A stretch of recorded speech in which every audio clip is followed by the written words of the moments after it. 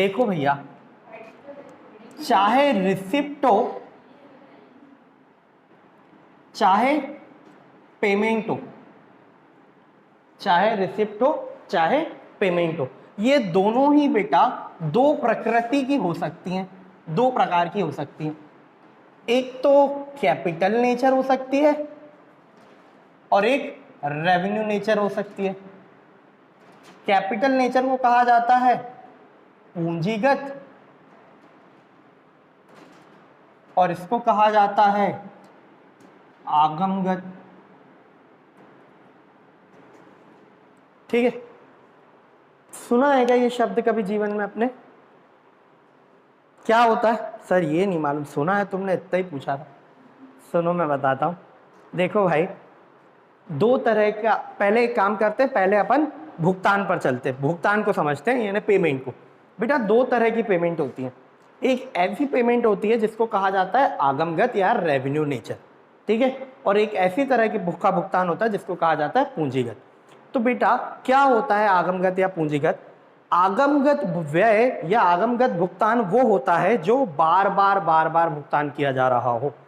जैसे बेटा किराए का भुगतान क्या बार बार करना पड़ता है? एक नियमित अंतराल के बाद फिर करना है, फिर करना है, फिर करना है। स्टेशनरी खरीद रहे हैं फिर भुगतान करना है। वेतन का भुगतान बार बार एक नियमित अंतराल के बाद करना है। तो ये सब चीजें क्या कहलाती हैं? आगमगत।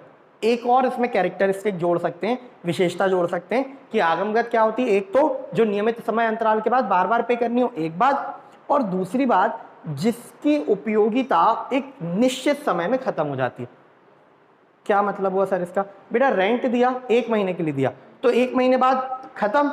अगर रेंट दूंगा तो ही आगे बढ़ पाऊंगा, नहीं तो फिर मेरे को खाली करनी पड़ेगी जगह।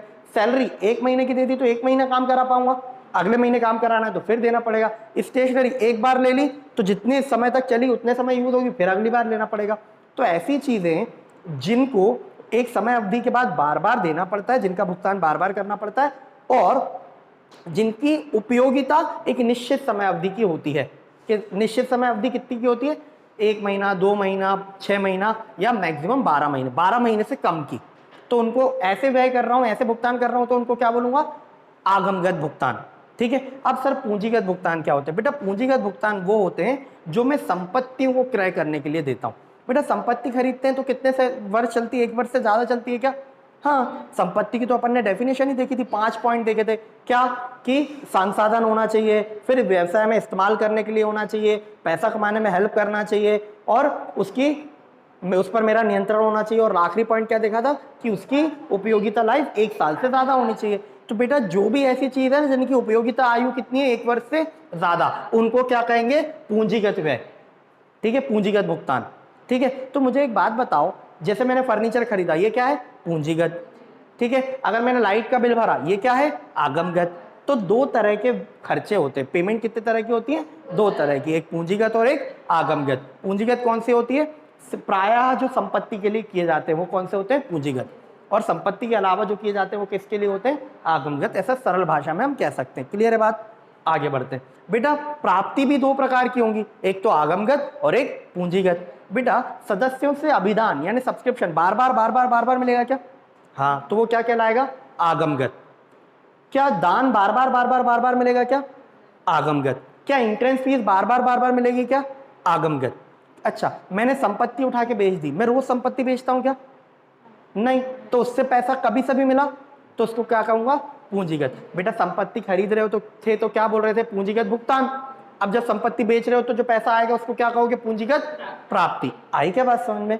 तो अब मेरी बात सुनो बेटा, जब हम प्राप्ति भुगतान खाता बनाते हैं, जब हम प्राप्ति भुगतान खाता बनाते हैं तो हमें हर प्रकार की प्राप्ति और हर प्रकार के भुगतान का समावेश करना है, मतलब दोनों को ही लेना है। ठीक है। मतलब जब मैं रिसिप्ट साइड में रिसिप्ट लिख रहा हूं तो अगर संपत्ति बेची है तो वो भी लूंगा, ठीक है, और अगर मुझे डोनेशन मिला है तो वो भी लूंगा। जब मैं भुगतान साइड लिख रहा हूं तो अगर मैंने कोई संपत्ति खरीदी है तो वो भी लूंगा भुगतान में, और अगर मैंने वेतन का भुगतान किया है या फिर मैंने रेंट का भुगतान किया है या मैंने प्रिंटिंग स्टेशनरी का भुगतान किया है तो वो भी लूंगा। तो अब मुझे एक बात बताओ, ये विनियोग, मैंने इन्वेस्टमेंट खरीदा, ये किस नेचर का ट्रांजेक्शन है बेटा? पूंजीगत। मैं रोज इन्वेस्टमेंट करता हूं क्या? नहीं। तो ये कहाँ आएगा? पूंजीगत में। तो पूंजीगत भुगतान क्या भुगतान में आएंगे? क्या आएंगे? ठीक है, वो जो आपने फ्लो चार्ट बनाया था ना, ठीक है, मैंने आपको बोला था कि 4-5 लाइनें छोड़ना, ठीक है, तो आप वहां पर ऑल रिसिप्ट्स वाले कॉलम में लिखेंगे capital as well as revenue nature receipts. जहां आपने जगह छोड़ी थी ना, उस पर ये लिखेंगे पूंजीगत और साथ ही साथ आगमगत रिसिप्ट दोनों ही लिखेंगे। और भुगतान साइड आप लिखोगे capital as well as revenue nature payments. जब रिसिप्ट्स में लिख रहे होंगे तो हम दोनों तरह की प्राप्तियां लिखेंगे, और जब भुगतान में लिख रहे होंगे तो दोनों तरह के भुगतान का समावेश करेंगे।